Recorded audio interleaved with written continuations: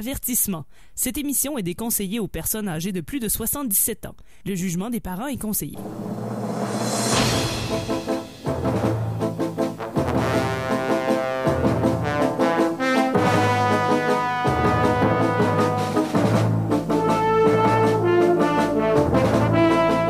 Amateurs de bande dessinée, de Gogno et de Matraque Molle, bienvenue à E égale RG2, un projet de recherche de la chaire en études tintinoludiques de l'Université du Québec à Beauceville. Mon nom est François Anger, accompagné ce soir de Tania Beaumont. Allô. De Guillaume Plante. Allô. Et d'Olivier Morissette. Salut François. Salut tout le monde. On est à l'épisode 69. On s'approche dangereusement de la marque fatidique du 70e épisode. Cette fameuse marque. Tout peut arriver. Après 70, selon ce que j'ai lu, tout peut arriver. Ouais. C'est là que ça prend le temps. Vers le haut ou le bas. Oui, on va espérer vers le haut. On est donc E égale G2, c'est une émission de bande dessinée. Plus spécifiquement, on est à la recherche du Tintin perdu. C'est donc ça notre champ d'étude. On cherche Tintin un peu partout dans les bandes dessinées parce que vous savez qu'il n'y a plus de nouveaux albums de Tintin depuis 1976 officiellement. Et donc, nous, on veut lire du Tintin, mais il n'y en a plus. Donc, on le trouve, on le cherche partout. On le trouve parfois.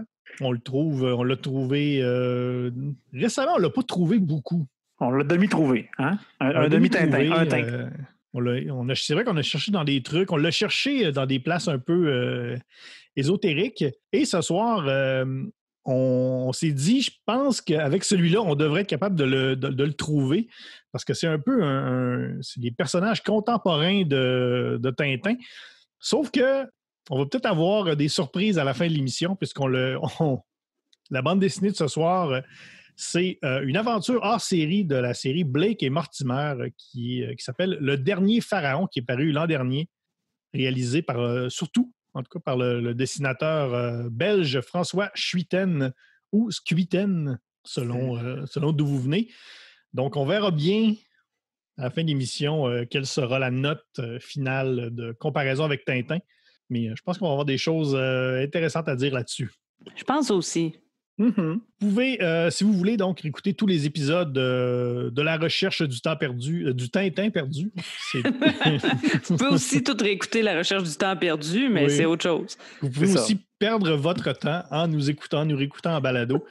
C'est très possible de le faire sur Apple et Google et les 3 autres saisons de Égale RG2 sont disponibles également sur ces 2 plateformes. Vous pouvez également aller nous aimer sur notre page Facebook E égale RG2 ou RGCKRL. Vous pouvez également communiquer avec nous sur Twitter au ERG2 et on est également disponible avec le hashtag MatraqueMolle, notre célèbre hashtag personnalisé.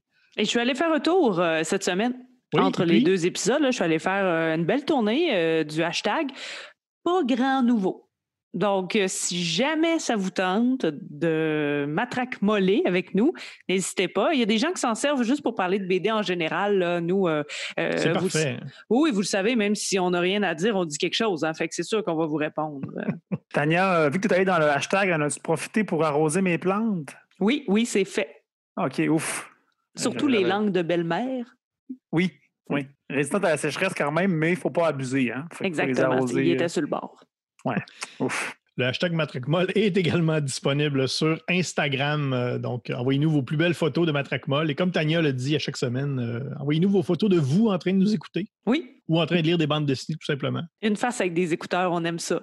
Ou en train de nous faire assommer par une matraque-molle, si le cœur vous en dit. Dans la section Instagram du hashtag, j'ai mis par exemple des plantes en plastique parce que c'est toujours beau des plantes en plastique. Là, puis il faut mieux paraître sur Instagram que sur Twitter. Là. Et d'ailleurs, sur notre page Facebook, pour ceux qui se demandent c'est quoi cette affaire-là de MatraqueMolle, sur notre page Facebook, cette semaine, on a mis un petit extrait audio de 2016 de la toute première saison, je pense même du 2e épisode, où Guillaume nous explique exactement qu'est-ce qu'une matraque-molle et pourquoi on en fait un peu notre symbole. On se souviendra tous que j'étais vraiment complètement dans l'erreur. Écoute, mais ça fait avancer la science quand même. T'sais, on part toujours d'une idée, puis après ça, on développe l'idée, puis là, après ça, ça peut aller dans des zones qu'on n'imaginait pas. Mm-hmm. ça a quand même fait du chemin, cette histoire de Matraque Molle. Même que les gens en parlent encore. Hein, sur la publication Facebook, il y a eu une grande discussion sur les matraques molles, sur la mollesse de telle ou telle matraque. Donc, c'est une science, c'est en constante évolution. Science vivante. Oui. Faire une émission comme Égal RG2 à chaque semaine comme ça demande quand même ça demande du temps.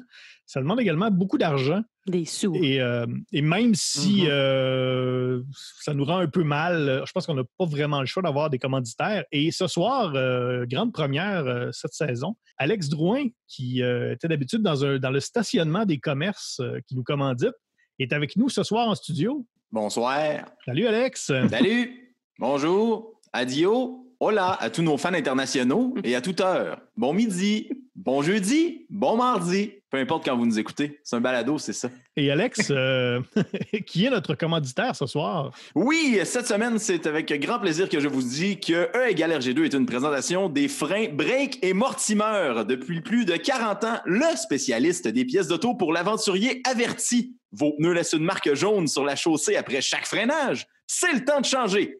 Optez pour la référence belge en freinage. D'un habile coup de pédale grâce au révolutionnaire système électronique pneumatique Jacobs, les pneus de votre véhicule automobile crisseront et s'arrêteront à quelques centimètres de l'obstacle, sauvant nos héros d'une fin atroce. Vous voulez installer vos freins tout seul? Chaque étape d'installation est expliquée en long et en large dans les moindres détails dans notre manuel d'instruction en 2 tomes de 64 pages. Profitez de notre promotion de 20% sur les amortisseurs en milieu de semaine avec le code promo Amortimer Crédit. Les freins Break et Mortimer. Plus rien ne vous arrêtera, sauf vos freins. Merci beaucoup, Alex. Et évidemment, tu restes avec nous. Non, je ne reste pas avec vous parce que je dois quitter. Et grande ironie, en fait, moi, je ne sais pas si vous vous rappelez de cette blague de François Pérusse. Dans un de ses albums, il y a un de ses personnages qui donne cette excuse bidon pour quitter en disant « j'ai de la visite sur le feu ». Eh bien, en ces temps de COVID, moi, j'ai littéralement de la visite sur le feu parce que je la fais bouillir avant de l'accueillir chez moi pour la désinfecter, bien sûr. Ben, c'est fort louable. Oui, mais faut que j'aille les checker là, parce que je voudrais pas qu'ils soient trop plissés là, comme quand on reste trop longtemps dans le bain. Faudrait pas qu'ils collent au fond. Non plus. J'ai pas salé mon eau, hein. J'espère que tu les as pas piqués avant, ils perdent toute la saveur dans ce temps-là. Je vais aller vérifier pour être certain. Bon, ben, merci, Alex. Ça fait plaisir. Hey, merci, c'était le fun de te voir. Bye! C'est les plates qui restent pas, hein? Ouais, en même temps. Ouais, t'as raison. On va revenir à la bande dessinée de ce soir, donc qui, je vous rappelle, est une aventure de Blake et Mortimer, le dernier pharaon. Guillaume Plante, résumeur de sa patrie, résumeur devant l'Éternel. De quoi ça parle? Oui. Blake et Mortimer, c'est 27 tomes plus 3 hors-série qui ont été publiés à la fois chez Le Lombard, d'Argo et les éditions Blake et Mortimer. Dans le fond, il y a juste le train qui les a pas publiés. Ça a été créé en 1946 par, bien sûr, Edgar P. Jacobs dans les pages du journal de Tintin. Jacobs a écrit et scénarisé tout seul comme un grand les 11 premiers albums. Malheureusement, il a dû arrêter en plein cours de l'élaboration des planches de la page 12 pour cause de décès involontaire. Alors, oui, il est mort à mi-page, malheureusement. Pendant le tome 12, Mortimer contre Mortimer, c'est Bob de Moore qui a pris l'initiative de finir l'ouvrage. Apparemment, Jacobs avait refusé de prolonger la série, mais dès 1996, Dargaud, qui avait acheté les éditions Blake et Mortimer, a dit un beau gros « nope » et a ajouté 15 tomes, bientôt 16, avec une flopée de scénaristes et d'illustrateurs qui ont pris le flambeau. Il y a aussi eu 2 nouveaux hors-série, dont Le Dernier Pharaon, l'album sur lequel on va se pencher ce soir. C'est un gros travail d'équipe, Le Dernier Pharaon, parce que le scénario, c'est une collaboration de Jaco Van Dormel, metteur en scène. Dormel, oui, c'est mon autocorrect qui a vraiment fait de quoi de bizarre. Dormel, metteur en scène et réalisateur à qui on doit notamment le film Toto le héros. Il y a Thomas Gonzig, un romancier pour qui c'est la première bande dessinée, et bien sûr François Schuiten, une grosse pointure de la bande dessinée européenne, surtout connue pour Les Cités obscures, une série culte de science-fiction qui avait co-réalisé avec Benoît Peters. C'est également Schuiten qui assure le dessin de l'album avec un style caractéristique à Schuiten, très architectural et surtout très tramé et texturé. Et c'est un style qui est aux antipodes de la ligne claire qui est caractéristique à Blake et Mortimer et à Tintin. Blake et Mortimer, L'univers, c'est quoi? Blake et Mortimer, c'est l'histoire d'un narrateur omniscient, corrompu par son pouvoir, qui souhaite saturer toutes les cases de toutes les pages de tous les albums avec des cases descriptives pompeuses. Ses ennemis jurés, c'est le professeur Philippe Mortimer et le capitaine Francis Blake qui contrecarrent son flot narratif en accomplissant des actions visuelles qui commettent le crime irréparable de montrer au lecteur au lieu de lui expliquer. Et le dernier pharaon, si on peut se concentrer sur ce hors-série, eh bien, l'intrigue commence à la fin du mystère de la Grande Pyramide, ce qui était la deuxième aventure de Blake et Mortimer et les tomes 4 et 5. Ça commence avec Blake et Mortimer qui se réveillent dans la dite pyramide, dois-je le rappeler, qui est grande et mystérieuse, sans se souvenir de l'aventure qu'ils viennent de vivre. J'ouvre une parenthèse. Ils vivent le même sentiment profond d'incompréhension existentielle qu'un lecteur qui se tape le dernier pharaon sans avoir lu au préalable le mystère de la Grande Pyramide vit. Fermeture de la parenthèse. Plusieurs années plus tard, Mortimer rencontre son ami Henry, un scientifique au domaine aussi indéterminé que son nom de famille, au palais de justice de Bruxelles, où on a trouvé pendant des travaux de rénovation d'égouts un mur plein d'hiéroglyphes et un mystérieux rayonnement qui désactive les appareils électriques. Henry, sans crainte ni patronyme, défonce le mur avec un marteau pour libérer un torrent de radiation, puis il disparaît dans l'ouverture comme un humain qui sait vraiment ce qu'il fait. Bruxelles tombe immédiatement dans un blackout total. Plusieurs années plus tard, Bruxelles est condamnée. Tous les immeubles ont été enfermés dans des grosses cages de Faraday pour contenir le rayonnement. Bien sûr, inévitablement, il y a un groupe de vilains qui font péter un train plein de dynamite pour libérer le rayonnement, ce qui cause cette fois-ci un autre blackout, mais là, à travers l'Europe entière. Plusieurs pays ils ont peur que le phénomène finisse par engloutir la planète en entier, puis décident de régler le problème en mettant un plaster sur Bruxelles. Par mettre un plaster, je veux dire, bien entendu, faire péter plusieurs missiles nucléaires. Pendant l'ellipse de temps, Capitaine Blake a fait une évolution de Pokémon pour devenir Colonel Blake, puis là, il soupçonne que faire péter une ville qui vomit de la radiation bizarre pourrait causer une réaction en chaîne qui causerait plus ou moins l'apocalypse. Comment sauver le monde moderne? Une seule façon, en parachutant un vieux physicien nucléaire en choc post-traumatique dans le palais de justice de Bruxelles pour qu'il règle le problème tout seul comme un grand avant qu'on rende la Belgique 99% plus radioactive. Et ses seuls outils pour tout réparer, un pigeon voyageur et un cerveau plein d'hallucinations constantes. C'est un plan absolument sans faille et mes amis, c'est là où nous sommes rendus. Oh là là. Oh boy. Il y avait un peu de sentiment et d'émotion là-dedans. J'ai pas beaucoup aimé l'album. Hey, garde ça pour tantôt. Écoutez ton résumé, on s'imagine que par la suite, ça va être une suite de péripéties et d'aventures. Et pourtant... Et de descriptions. Surtout des descriptions. On va se garder ça pour tantôt. Comment, en fait, on ancre ça dans nos recherches de la chaire de recherche en études tintinoludiques? C'est que tout d'abord, nous quatre, on va à tour de rôle vous donner notre appréciation de la bande dessinée. Par la suite, on va faire un questionnaire où on va essayer d'associer les personnages principaux de l'univers des aventures de Tintin avec celui de la BD, donc de ce soir, de Blake et Mortimer. À la fin, on va tous se donner une note qui est notre taux Tintin. Notre taux Tintin individuel, qu'on va par la suite reporter dans une note globale qui sera le taux total Tintin, qu'on transformera par la suite en graphique en forme de pointe de tarte, donc un graphique en forme de pointe de tarte Tintin. Et c'est ainsi que s'achèveront nos recherches pour l'album de ce soir. Donc, on va y aller en ordre. On commence toujours par Olivier, parce que c'est le plus intelligent d'entre nous. De loin. En tout cas, c'est toi qui as le plus d'études. Ah, ben ça c'est un fait. Ouais. J'accepte. Blake et Mortimer, ce dernier pharaon. L'enrobage de cette BD-là, Guillaume en a déjà un peu parlé. C'est le dessin de M. Schuiten, très recherché.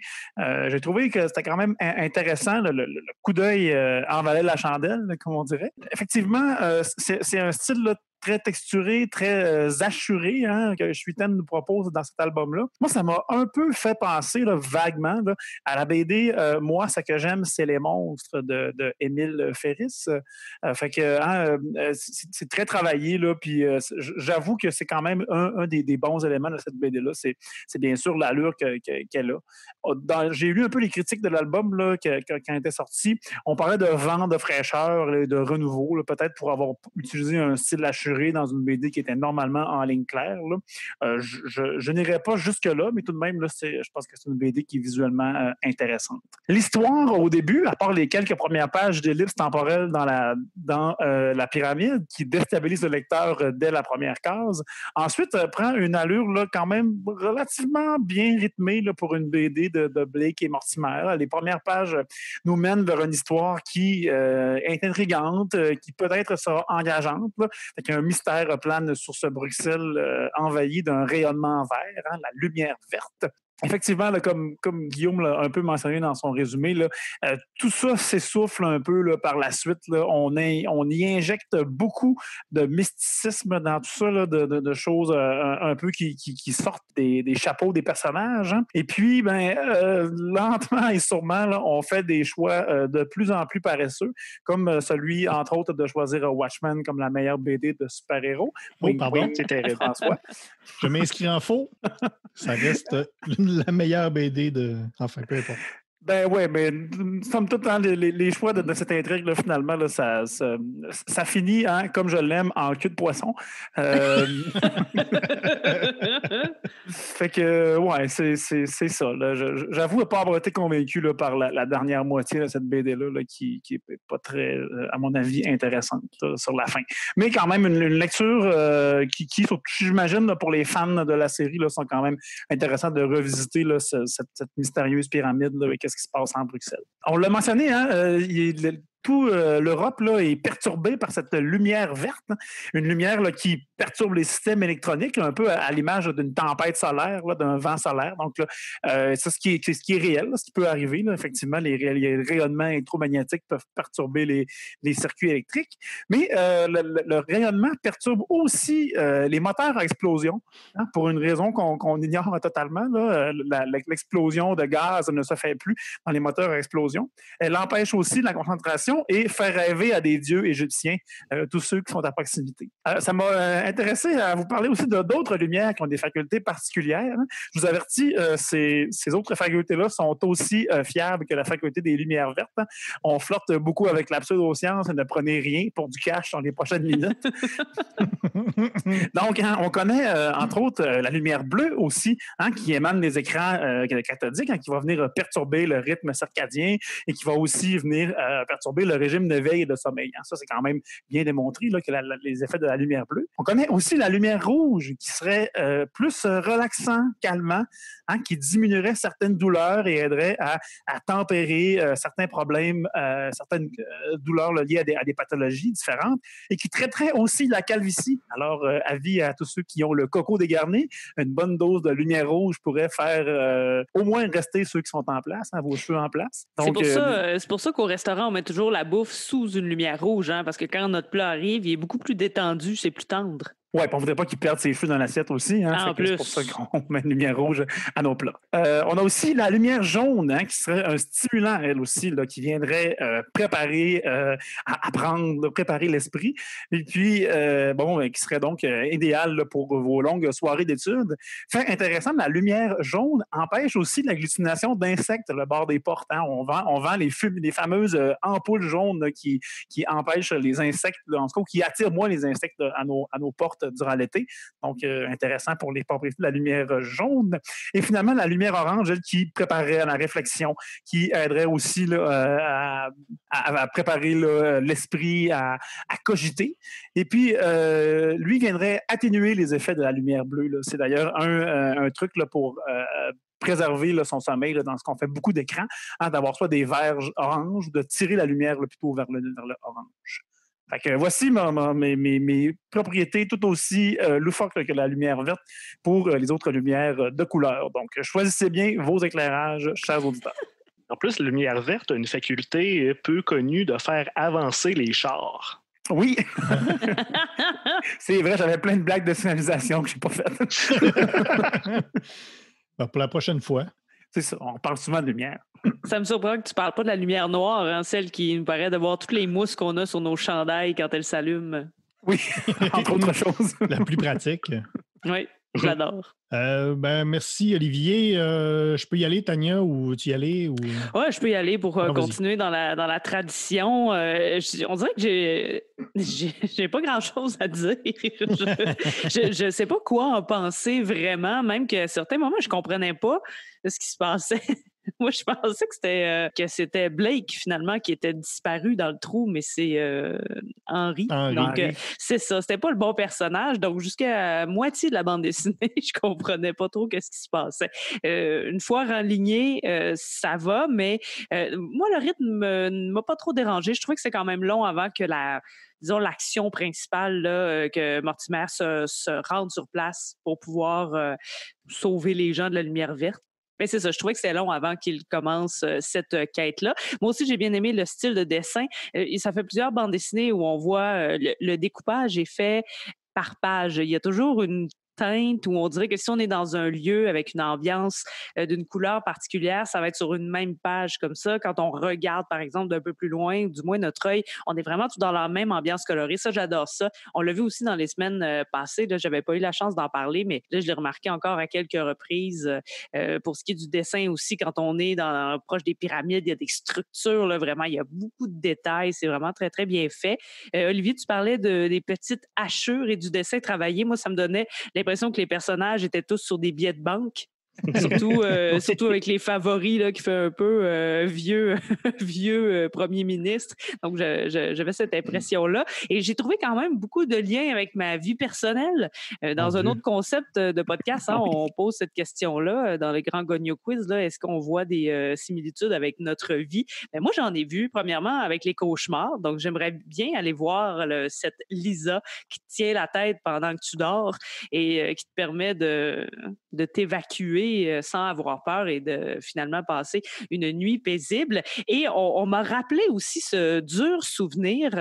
L'an dernier, moi, je suis allée en Europe à ce temps-ci de l'année, en juin, à 2 reprises, à 3 jours d'écart.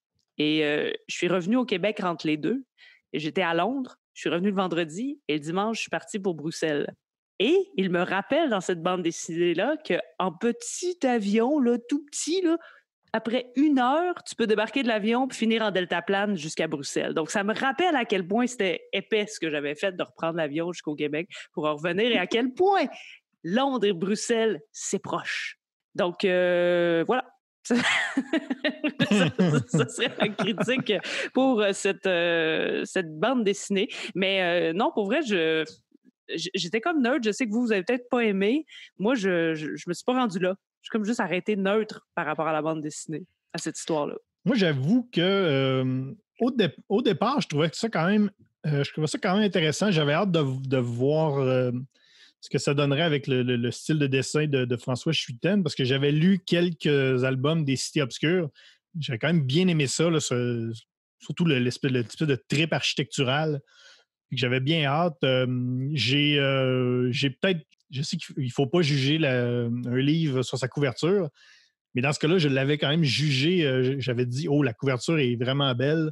Je pense qu'on va avoir de quoi de le fun. On se demande un peu, ça s'en va où? C'est quoi cette affaire-là?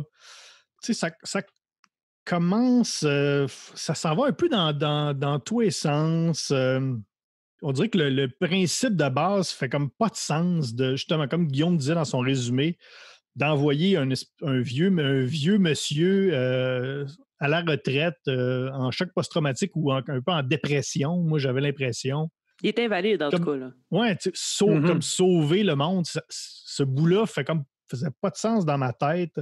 Peut-être que s'il avait été comme appelé là par une espèce comme un genre d'appel mystique, ou un peu comme dans le Rencontre du troisième type, dans le film où le personnage de Richard Dreyfuss, il est comme appelé là, vers les extraterrestres. Là. Il y a comme une genre de mission. Là, alors que là, c'est lui, là, c'est lui qu'on envoie et puis c'est par lui que ça va fonctionner. Je trouvais que c'était un peu C'est un peu étrange. Puis par la suite, là, ça s'en va dans une espèce de territoire le New Age, ésotérico, mystico, philosophique. Il n'y a plus vraiment d'aventure. On est vraiment là, dans la contemplation. Fait qu'à la fin, j'étais un peu dubitatif. Là. J'étais un peu déçu. Là, j'ai essayé de voir. J'ai dit, bon, je vais essayer de le comprendre peut-être au deuxième niveau. Là, j'ai lu quelques affaires sur Internet, comme quoi François Schuiten, ça serait sa dernière BD. Il veut comme arrêter de faire des bandes dessinées. Là, je me suis dit, OK, c'est un dessinateur qui a toujours voulu faire un Blake et Mortimer. Là, c'est comme sa dernière. Il se paye un trip avec ses chums qui collaborent au scénario. Ça parle justement là, d'un vieux héros là, qui va vivre sa dernière aventure. Là. Fait que j'essaie un peu de justifier tout ça là, au deuxième degré là, en disant que c'est bon, l'auteur, c'est un peu l'auteur qui livre un message. Là. C'est comme si lui aussi, c'est sa dernière aventure. Mais ça reste que c'est fait dans le cadre d'une aventure de héros assez célèbre et légendaire. C'est ça. Je l'ai pris au deuxième degré, là, mais c'est pas particulièrement une lecture qui m'a intéressé tant que ça. Ça me fait penser beaucoup un peu Indiana Jones and the Kingdom of the Crystal Skull. Il y a beaucoup d'aventures comme ça, là, du vieux héros là, de notre jeunesse là, qui revient là, pour une ultime aventure. Là, puis là, il est trop vieux, puis il se rappelle sa jeunesse. Puis, ouais. On a voulu pacter beaucoup d'affaires là-dedans, je trouve. Là. Je pense que oui. Des dieux, sociétés secrètes, il y a des dinosaures. Hein, on n'a pas parlé, mais il y a des dinosaures sous le palais de justice de Bruxelles. Là. Il y a une case, il y a un dinosaure ou un monstre marin qui attaque la barque de Mortimer pendant une case. Il n'y a aucune conséquence. Moi, c'est pas si mal. Vous savez que mon maximum, c'est quand il y a les extraterrestres ou on va dans l'espace. Moi, ça passe pas. On dépasse pas ça là-dessus. Mais il n'y a pas d'extraterrestres. Tu disais que c'est un vieux personnage, mais le dessin ne rend pas justice à sa vieillesse. Parce qu'il y a des fois où il a l'air tellement jeune, on dirait qu'il vient d'avoir 21 ans. Parce que tout est ridé dans l'album. C'est ça. Oui.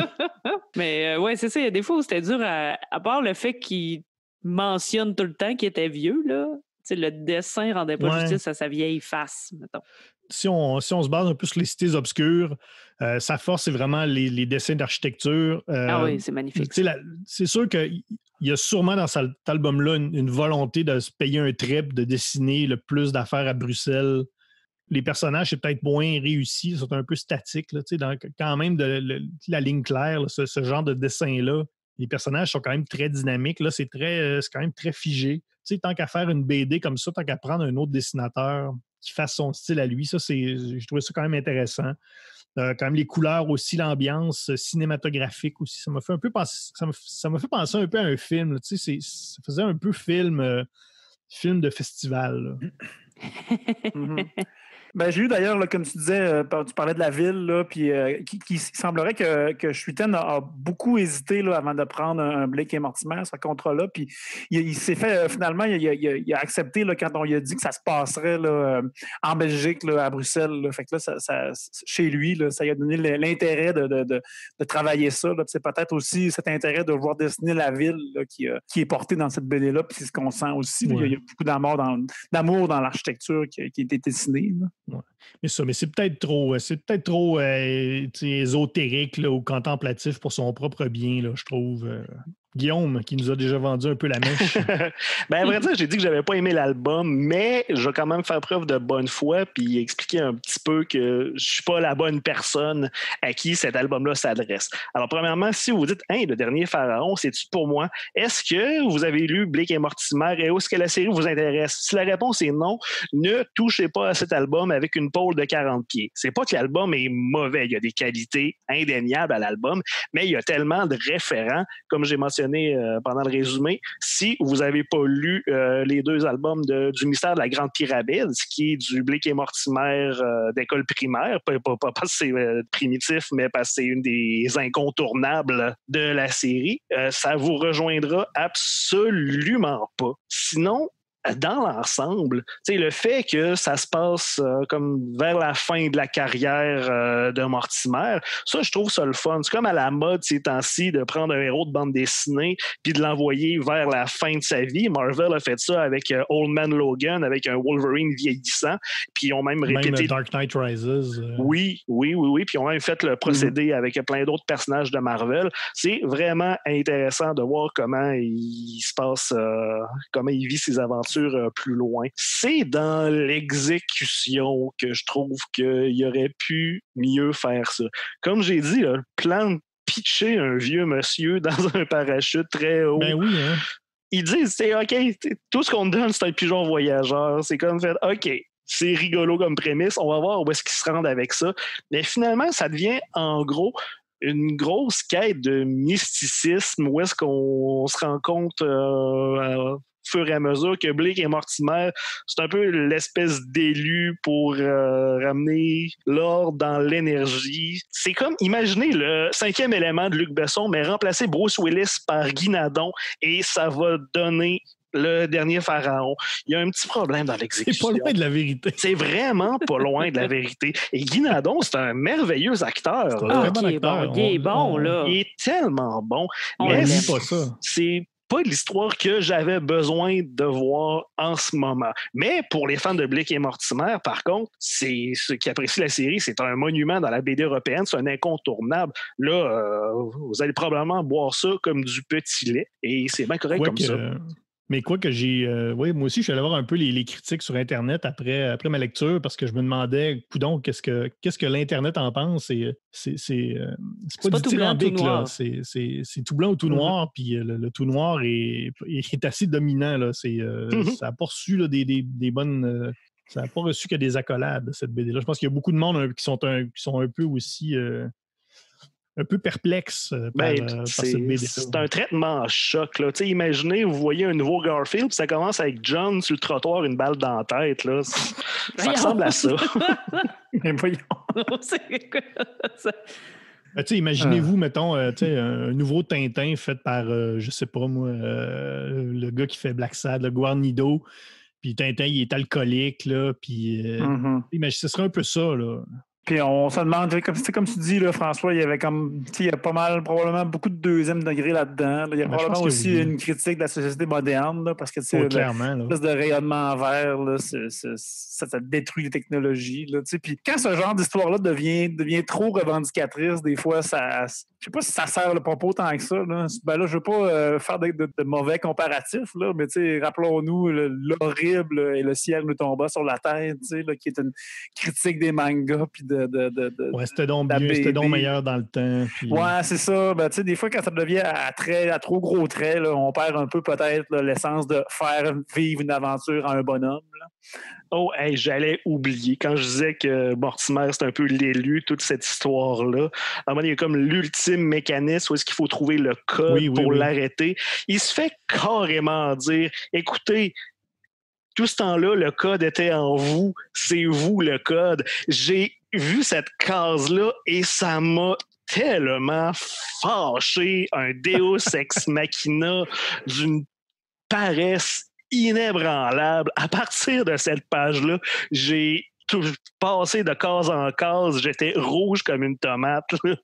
Les 80 premières pages, ça passait, mais à partir de la 81e, c'est un point de non-retour émotionnel pour moi. Là. Une chance que ça achevait. Oui, c'est ça. Moi, c'est quand même curieux parce qu'on va lire des bandes dessinées plates ou des bandes dessinées qui...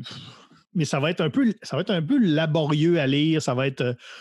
on a hâte d'arriver à la fin, puis curieusement, celle-là, j'avais comme envie de la lire au complet pareil, même si j'étais un peu perplexe. Je trouvais ça un peu n'importe quoi là, dans l'intrigue. Puis je trouvais ça un peu n'importe quoi dans le développement des personnages, puis dans le développement de l'intrigue. Mais crime, ça me tentait quand même de la lire au complet. Mais c'est un drôle de paradoxe. C'est pas une lecture douloureuse, mais c'est comme si on avait une petite ampoule, puis à la fin, on se rend compte que ça a fait mal. C'est ça. On aurait peut-être dû arrêter de marcher une couple de kilomètres avant. Mais pendant qu'on est dedans, ça va, puis on continue, puis on est dans notre élan. Moi aussi, j'ai pas eu envie d'arrêter, ou je me suis pas dit, mon Dieu, quand est-ce que ça finit, mais à la fin, il reste un goût de moi. Ouais. Effectivement. C'est une de nos premières BD depuis, je pense même depuis le ciel nous tombe sur la tête. Là, si on parle d'il y a 2 ans, là, ou peut-être même 2 ans et demi, où on est comme tous un peu d'accord que c'était vraiment pas terrible. Qu'il y avait quelques lacunes. Est-ce qu'il y a un auditeur qui nous écoute puis que lui, vous l'avez lu puis vous avez aimé ça, c'est super correct puis on vous respecte. On vous le dit, on le souligne à de gros traits. Là. Ben oui, parce que tout est subjectif, là, évidemment. Là. On n'a pas la science infuse de ce qui est bon ou ce qui n'est pas bon. La preuve, on fait ce podcast-là. On va quand même essayer de rendre ça scientifique, notre analyse quand même. Oui, on va essayer d'y aller un peu froidement pour la suite. Donc, on va passer au questionnaire des personnages. Donc, je vous rappelle qu'on va prendre la plupart des personnages de l'univers de Tintin et on va essayer de leur associer un personnage dans la BD de ce soir, donc dans le dernier pharaon. J'allais dire le dernier Favron, mais c'est une autre personne. Je disais tout à l'heure qu'on compte en total Tintin. Pour les habitués de l'émission, d'habitude, on compte avec un instrument qu'on appelle un goniomètre. Et Guillaume, pour nos auditeurs qui se joignent à nous pour la première fois, qu'est-ce qu'un goniomètre? Un goniomètre, c'est un appareil qui sert à mesurer les gonios. Tout simplement. Et donc, si vous avez un goniomètre à la maison, c'est très simple. Pour convertir un Tintin, c'est 1,33 gonios. Donc, tout ça vous sera révélé à la fin de l'émission. On va se lancer tout de suite dans le dernier pharaon, qui est le meilleur Tintin. Il n'y a pas beaucoup de personnages. Ça n'a comme pas le choix d'être Mortimer. Ben, c'est Mortimer. Moi, je pense que c'est Mortimer aussi. C'est tout à fait Mortimer. Ben là, c'est lui qui... on dirait qu'on n'est pas convaincu de notre réponse. Ben oui, c'est lui. Ben c'est oui, lui vraiment qui... Et c'est lui qui fait l'aventure. C'est à lui qu'on donne la mission. C'est lui qui réalise les choses. C'est lui qui a le code en lui. Donc, clairement... En lui et sur lui. À la limite, on ne l'a pas dit, là, mais c'est une aventure de Mortimer. Là. Ouais, Blake... il est comme pas là, trop. Même Tania pensait qu'il était... je pensais que pyramide. Ben oui, je me suis dit, on voit pas Blake. Il me semble que ça doit être lui, là. Moi, un vieux monsieur. En tout cas, c'est peut-être le passage, là, je reviens là-dessus, là, le passage au flashback de la Grande Pyramide au présent que moi, j'ai gardé Blake en tête. Moi, j'ai dit un duo, 2 gars. Pas chercher plus loin que ça. Là-dessus, pour être exact, il aurait dû appeler ça une aventure de Blake ou Mortimer. Là, ça aurait été bien exact. Parce que, oui, mais c'est le Tintin. Oui. Ah oui. Meilleur ad hoc.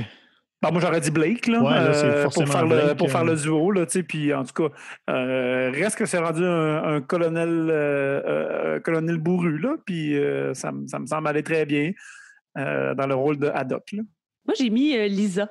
Parce que c'est un peu plus avec elle qu'elle va vivre l'aventure, tu sais, qui va être sur le terrain, qui va être là pour donner un coup de main. J'ai hésité entre Blake et elle, mais je vais mettre Lisa, tu sais, qui est une madame, elle, qui vit là, dans Bruxelles, malgré la lumière verte. Là. Oui, j'avais mis Blake, moi aussi, mais effectivement, Lisa, cadre peut-être mieux dans le rôle, mais en même temps, encore elle-même, elle suit, elle s'en va, elle revient, elle s'en va, et elle n'est jamais vraiment là tout le temps. C'est pas une présence constante comme Haddock l'aurait été, mais oui, c'est ce qui est plus proche du rôle d'acolyte. Mais là, si on veut une constance, il va falloir nommer comme meilleur ad hoc les favoris de Mortimer. Là. D'ailleurs, on n'est pas sûr de la temporalité de la patente. Hein. Ça se passe dans les années 70 parce que tout le monde a des espèces de favoris de compétition. Là. Ouais. Mais il y a des ordinateurs. Oui, c'est pas clair en tout cas. Avec des bases de reviendra plus tard. Mais ça a comme l'air d'être des vieux ordinateurs. Ouais, c'est bizarre. C'est pas clair. Meilleur tournesol. Moi, j'avais Lisa. Et moi, j'avais mis Blake. Ben oui, coudonc. Ben oui, hein. Mais c'est ça, Lisa, sans dire que c'est un personnage scientifique, là, c'est un personnage un peu plus mystique. Je sais que la science puis le mysticisme, c'est comme 2 affaires complètement différentes. Là. Fait que je suis en train de détruire elle est versée dans quelque chose. Là, elle est versée dans la Merci, science des rêves, là, disons-le comme ça. Là, en tout cas, si le scientifique approuve ce que je dis. Ça me va parce que tu faute de 3e personne aussi. Côté scientifique crackpot, là-dessus, je mettrais Henry, le scientifique indéterminé, qui creuse un trou dans un mur.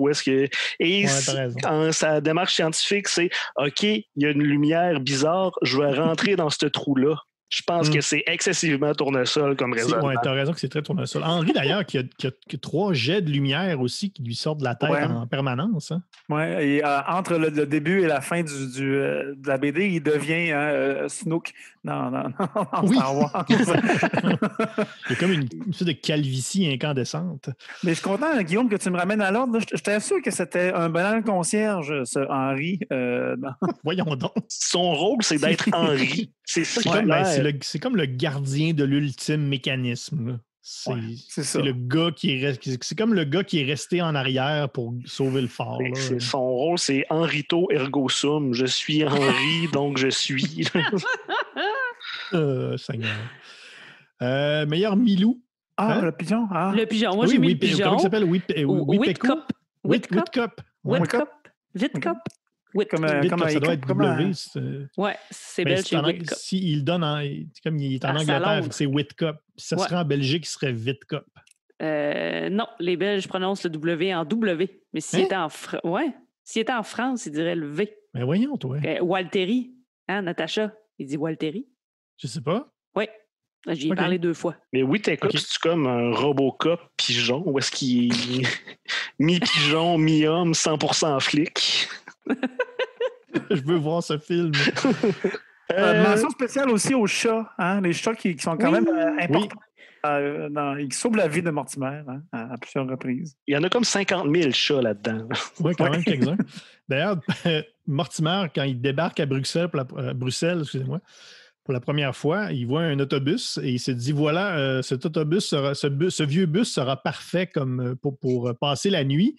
Et dans le bus, il y a plein d'animaux. Donc, clairement, les animaux ont fait leur repère là. Donc, ça doit sentir hein? Il n'est pas regardant sur le lieu de non, c'est ça.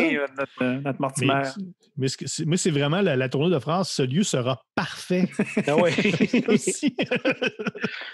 C'est comme le gros luxe. Là. Ah oui, cette litière est un lieu idéal. Sinon, côté Milou, il y a le chien absolument anonyme de Mortimer. Ouais. Oui. Qui a encore moins de noms que Henri. Quand le pigeon voyageur a plus de noms que ton Oui, c'est ça. Meilleur Castafiore. Ben moi, c'est là que j'ai placé Lisa, oui. l'égyptienne altermondialiste. Oui. Sondeuse de rêve. Parce que je pense qu'il y a comme un love interest, on le sent un peu là, peut-être avec Mortimer. Là. Oui, clairement, là, à la fin. Ouais. Lui, il a 65 ans, elle en a 32. À peu près, oui. J'ai pas compris. Il n'y a pas tant d'attirance réciproque, mais Lisa taponne tellement la face à Mortimer que pour le genre, dans le domaine Tintin / Blake et Mortimer, c'est limite pornographique. Oui. Il faut dire aussi qu'elle lui donne un talisman par balle qui va sauver sa vie. De toute façon, une relation entre un vieil homme de 65 ans et une femme de 32 ans, c'est tous les films français des années 40, 50, 60. Là. Donc, il n'y a rien d'étrange là-dedans. Comme meilleur Castafiore, j'avais envie de mettre la mi-femme, mi-félin qui apparaît dans les rêves de Mortimer par sa prestance. Tu sais, puis elle arrive comme dans un moment un peu une prestation, puis c'est ça. Moi, j'y allais sur le côté... Il crache des coléoptères dans la bouche. Oh oui, moi aussi, dans mes rêves les plus torrides, il y a des mi-femmes, mi-félines qui arrivent pour me cracher des scarabées au visage. Je me réveille en sueur dans l'incompréhension totale. Ça explique tellement d'affaires. Meilleur Dupont. Ouais, moi, j'avais l'ingénieur là, dans l'armée, là, celui qui pilote le missile. Là. Même l'armée en général, là, qui sont un peu... Oui, l'armée. Il y a un problème sur Bruxelles. Là, on pense que peut-être il va y avoir un blackout mondial. Ben, on va tirer dessus avec des ogives nucléaires. Quelle belle façon de finir ça. Ils prennent pas des bonnes décisions. Non. Il n'y a aucune information qui a filtré sur le fait qu'il y avait peut-être encore du monde dans la ville. Mm-hmm. Ou qu'un vieux monsieur de 60 ans allait embarquer dans un avion pour sauter en bas avec un pigeon. Il y a juste Blake qui a du bon sens là, dans toute cette gang-là. Ouais. Sinon, dans les clowns, j'ai mis les altermondialistes parce qu'on dirait que un dialogue ont été rédigés par quelqu'un qui a comme vu des mimes parodiques de gauchistes sur des sites d'extrême droite. Ils ont vraiment des dialogues préfaits, pré-mâchés, comme c'est vraiment des parodies d'altermondialistes, me semble. Ils servent juste à être lourds puis à dire des phrases vides. Puis personne s'en va, hein? Sous la menace d'une bombe nucléaire, hein, tout le monde reste là, puis comme chill avec ça aussi. Ah ouais. Ils ont foi en l'humain. Ouais, c'est ça. Ah ouais. Meilleur Rastapopoulos, meilleur méchant. Moi, je mettais l'ONU qui a donné l'accord pour genre trouve une solution. OK, je vais bombarder la ville. Faites vos recherches. Oui. Puis, c'est quand même gros. Puis Ça me semble, ouais. ils ont exagéré. Ils ont comme mandaté un dude pour trouver une solution. Puis en fait, go. Sinon, il y a Henri là, qui est comme le pas fin de service, mais. C'est comme pas lui qui clair. C'est pas lui le méchant là-dedans. Là. De toute façon, c'est pas du tout un méchant là-dedans, vraiment. Oui, ben c'est ça. Moi, ce que j'ai mis la radiation, point d'interrogation. Ça pète tout. J'ai mis le syndrome chinois. La théorie qui dit que si un réacteur nucléaire pète, ça peut se rendre jusqu'au centre de la Terre puis ressortir en Chine à partir des États-Unis. J'allais mettre le concept abstrait du manque de communication, mais ça compte pas tant. Mais j'ai décidé de mettre à la place un encore plus gros méchant. J'ai mis l'ignorance humaine. Oh. C'est fin. On peut pas se battre contre ça. Non, personne peut se battre contre l'ignorance humaine. Meilleur Alan Thompson, meilleur homme de main. Ouais, là, on pourrait mettre Henry aussi. C'est comme l'homme de main. Tonne de personnages. Là. Moi, j'ai mis le Henry altermondialiste, là, celui qui ressemble à Henry, mais qui finalement est un altermondialiste qui veut pas que Blake passe, que Mortimer passe pour aller au palais. Là. L'ancien gars qui travaillait pour la bourse, là? Ou... Ouais, c'est ça. Ben, en fait, c'est encore un gars, mais il travaillait anciennement pour la bourse. Pour la bourse. Ouais, oui, c'est ça. Oui, celui-là, oui. C'est lui qui fait sauter le train, hein? C'est lui qui fait sauter le train? Je suis plus sûr. Ces personnages-là, ça ressemble beaucoup. En fait, l'affaire de faire sauter le train, ça dure 2-3 cases, puis après ça, c'est pas mal ça. Hein? Ouais, comme bien des affaires. Meilleur frère l'oiseau. Ben moi, c'est là que je les mettais, le gars qui travaillait anciennement à la bourse, qui vont comme mettre des freins dans la quête de Mortimer, qui croient pas à ça qu'ils vont se faire bombarder, puis il amène un pistolet. Moi, j'ai mis les méchants chiens. Ouais, en général. Comme des chiens très méchants qui sont garoches Mortimer, mais quand tu te fais contrecarrer par des enfants avec des arcs et des flèches, t'es pas un si bon chien que ça. Meilleur Irma, personnage féminin qui mériterait un meilleur sort. Ben, on peut-tu dire la gente féminine? Parce que, tu sais, là, on l'a pas encore adressé, mais il y a quand même pas tant de femmes dans cette BD-là. Oh, c'est pas si mal, là. Ouais. Pour une fois. Ben, parce qu'il y a Lisa, là, entre autres, là. Puis, il y a une petite fille, là. Ouais, c'est ça. Qui s'appelle quoi? C'est Lena, c'est ça? Luna, ouais. Il y a aussi une madame là, qui travaille avec l'ONU, là, qui pense qu'il faut bombarder tout le monde. Mais moi, j'avoue que cette case-là est restée vide. J'ai mis Lisa parce que ça essaie d'aider, mais elle se fait tirer une balle, ce qui n'est pas le fun quand t'es une femme, ni un homme d'ailleurs. Mais comme dans Tintin, les balles dans Blake et Mortimer, en tout cas dans cet album-là, il effleure toujours. Hein? Ouais. Elle a dû ricocher sur sa côte. C'est toujours des blessures là, un peu. C'est assez superficiel. Là. Superficiel, ouais. Ben, meilleur Irma, je pourrais peut-être remettre l'apparition mi-femme, mi-félin. Mais qu'elle ait un meilleur sort. Ben, pour avoir un meilleur sort, comme de ne pas cracher des coléoptères, là, ça veut dire qu'elle a ça dans la gorge. Là. Tout le temps, oui. Ouais, tout le temps, oui. Passer quelque chose pour passer ses coléoptères. Un gaviscon, je sais pas. Je pourrais mettre Tania Beaumont comme personnage féminin parce qu'elle l'a lu. Elle aurait pu pas le lire, mais elle l'a lu pareil. Merci, c'est fin. Le sens du devoir. Ouais. Meilleur Zorino. Ben, c'est là que je la mettais, Luna. Ouais. Luna, oui. Elle a 2 cases, elle tire 2 flèches. C'est comme un Luna ex machina aussi. Elle se vole un bicycle. Elle se vole un bicycle. Ben oui. Ouais, puis elle n'a pas peur du dinosaure marin. Il y a des personnages que j'ai identifiés comme les enfants archers tueurs de chiens. Je pense que ça définit très bien leur rôle dans l'album.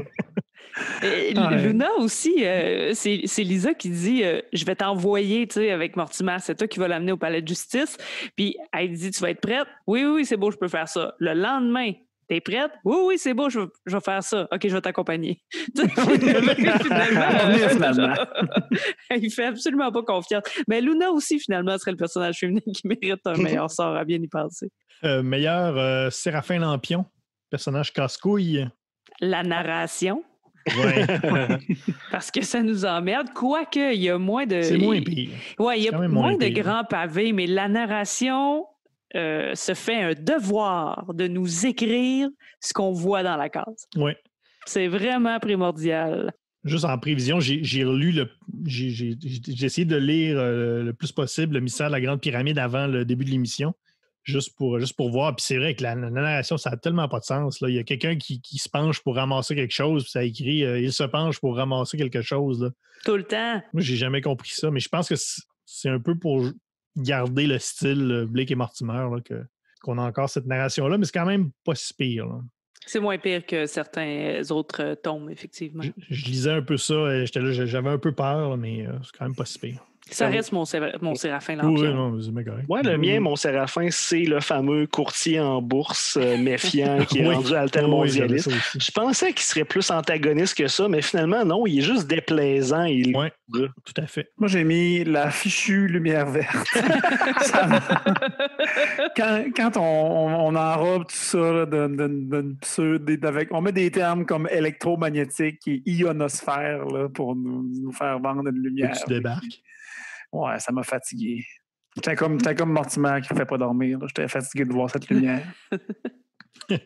Meilleure boucherie sans eau, meilleur commerce. Le palais de justice de Bruxelles. Oui. Ouais. C'est là Mhm. que tout se passe. Sûrement c'est la beau gift shop. Oui. Pas tant Comme tous les- commerce, mais Comme tous les palais j'imagine de qu'il justice. y a des gens qui payent des tickets. OK. Fait que oui. c'est ça. Rien d'autre. Absolument rien d'autre. Parfait. C'est bien correct. Non. Meilleur goniomètre, meilleur objet. Ben, l'ultime patente, là, L'ultime l'ultime mécanisme. L'ultime patente. Docteur Olivier Morissette. L'ultime mécanisme. Oui, l'ultime mécanisme. Tu parlais de Mortimer qui se donnait un talisman par balle et c'est exactement dans ces mots-là que j'ai décrit le talisman comme goniomètre. Ouais, moi aussi, je mettais le Ouais, talisman. moi aussi, j'avais le talisman. Ouais. Et il y a aussi la bague de Mortimer qui se fait comme Ouais. montrer au début, mais qui finalement est terriblement importante. La bague de Tchekhov. Ouais. Et on termine avec le meilleur Michel, personnage qu'on voit pas beaucoup, mais qui a vraiment trop de charisme, qui, on le rappelle, pour les nouveaux auditeurs, est basé sur Michel, l'ingénieur de la fusée dans Objectif Lune, qui est beaucoup trop charismatique, qu'on voit 3 cases, qui a probablement pas été dessiné par Hergé. Mon préf. C'est le préféré à Il Tania. est beau. Mhm. Si les aventures de Tintin avaient juste été les aventures de Michel, Tania aurait beaucoup plus aimé ça. Je l'aurais déjà lu. Ouais. Moi, j'ai mis le gars des TI, l'informaticien. Gars des TI. Gars des TI. qui sert à rien, finalement, mais il est là. Il est là au cas où on voudrait peut-être faire foirer les plans. Et il ressemble à un jeune Yvon Deschamps. Moi, je trouvais qu'il ressemblait à Léo Ilial, comédien dans La Maison des Chênes, pour ceux qui se souviennent de ça. Et l'agent Glade. C'était pas lui l'agent Glade. Oui, ça a été un agent Glade. Léo Ilial a été un agent Glade. Léo Ilial, je suis pas mal convaincu qu'il a été un agent Glade. Léo, attends, je vais te chercher. Léo Ilial, agent Glade. Mais non, il me semble que c'était pas Léo Ilial. Tania va nous dire Pendant ça. qu'on regarde, oui, je veux dire, c'est ça, c'est juste splendide que le responsable informatique est comme un dude tout seul dans une pièce remplie d'ordinateurs et il est super bien habillé, un beau veston, cravate. Moi, tous les gars des TI que j'ai rencontrés dans la vie, ils avaient tous le même T-shirt de Van Halen. Pauvre lui, hein, qui est en conflit, tu sais, qu'il y a un vieux colonel qui vient le voir, là, il faut que tu nous gagnes du temps. T'sais. Êtes-vous sûr? Oui. Puis Tania, qu'est-ce que ça dit? Trouvez Dominique Anglade. Non. Hein? Dominique Anglade. Mais je sais pas, là, je trouve pas ça. Je sais pas pourquoi c'est pas dans sa filmographie. Non, moi, je pense pas. Je pense que... On continue l'émission, là, sans moi. Mais c'est à toi de dire. En tout cas, on va vous revenir sur ce grand débat qui nous anime. Est-ce que Léo Ilial a joué ou non l'agent Glade? Ben, si Tout Google ça peut est pas... très intéressant pour nos auditeurs européens. Si Google peut pas nous répondre, ben Peut-être que les auditeurs le peuvent, alors n'hésitez pas par tous les moyens de communication possibles. On répond à l'appel. Alors, on va y aller donc, comme je disais tout à l'heure, avec le taux total Tintin. Donc, chaque membre de l'émission va nous donner son taux Tintin individuel. Et moi, par la suite, grâce à l'application calculatrice de mon iPhone, je vais calculer le taux total Tintin. Et c'est ce qui donnera donc la note finale, qui, je vous rappelle, est vraiment une note de parallèle ou de l'alternative à Tintin. Donc, est-ce que c'est une bonne alternative ou pas à Tintin? Pas même si on n'a pas aimé ça, ça peut quand même être une bonne alternative aux aventures de Tintin. Donc, voilà, allez-y, votre note sur 100. Allez-y comme vous voulez. 39. OK. Faut que j'explique. Oh, t'es pas obligé. Je mettais 39 parce qu'on est quand même, on a quand même réussi à trouver quelques parallèles. C'est une aventure d'un gars. Hein? Normalement, c'est un duo. Là, c'est un gars. Il se passe quand même des affaires. On voyage. Tu sais. Je vais mettre 39. OK. Moi aussi, on est bien connectés, Tania. J'ai mis 38. Hein, parce que c'est Blake et Mortimer. À cause du ton, quand même, qui est assez tintinesque parfois. La Belgique, l'absence de femmes dans la BD. Tout ça m'a motivé à monter un peu le score. Mais là, tu sais, malgré qu'il y a des rêves prémonitoires dans Tintin, il n'y en a pas tant que ça. Puis, il y a surtout. Il y en a un. Ouais, oui. Quand t'es, hein? Chung. Oui, à Chang. Mais c'est ça. Donc, ça m'a perdu un peu là-dedans. Puis des fois, le goût de finir la BD, c'est plus présent dans Tintin. Mais en tout cas, 38. Ouais. Bon, mais si on a 39-38, je vais mettre 37. T'es influençable. Oui, vraiment. Comme vous dites, j'ai vraiment rien de plus à rajouter que ce que j'ai dit tantôt. C'est sûr que si on avait pris la BD, le Blake et Mortimer classique, là, on aurait tout pété le 90. Là. Je pense que là, on est trop dans l'ésotérisme, on est trop dans le mysticisme, trop contemplatif. Malheureusement. Et Guillaume? Oui, c'est ça. Si ça avait été old school Blake et Mortimer, ça aurait été gros minimum 88 Tintin. Parce qu'effectivement, Tintin et Blake et Mortimer, c'est comme Pepsi et Coke. C'est la même affaire, mais pas tant. Mais ça, cet album-là, c'était comme si c'était un Tintin, ça aurait été parce que Hergé s'était au préalable tiré 4-5 gros blasts. Ça aurait vraiment donné ça. Ah oui, Tintin avec une lumière verte. Où sont mes pantalons? Fait que là-dessus, je donne 36 Tintin. Wow! Ce qui nous donne 37 Tintin, 37,5 Tintin. Très bon, très bon. Yes. Et c'est pas fou ce que tu dis, parce que je voulais pas faire, je n'ai pas parlé, puis je voulais pas le faire parce qu'on finit tout le temps par en parler quand ça vient un peu mystico-ésotérique. Mais ça m'a fait un peu penser justement à du Moebius. Puis c'est vraiment parce que c'est un peu lui la référence justement des auteurs de bande dessinée là, qui ont été sur la drogue vraiment longtemps puis qui ont fait des affaires vraiment flyées. Je pense que c'est un peu une dérive là, de l'influence Moebius. Là, mais c'est ça. C'est une lecture qui nous a, je pense, tous laissé un peu perplexes. Oui. Mais quand même, on va continuer de faire ce qu'on fait. On va continuer nos recherches. Et je pense que la semaine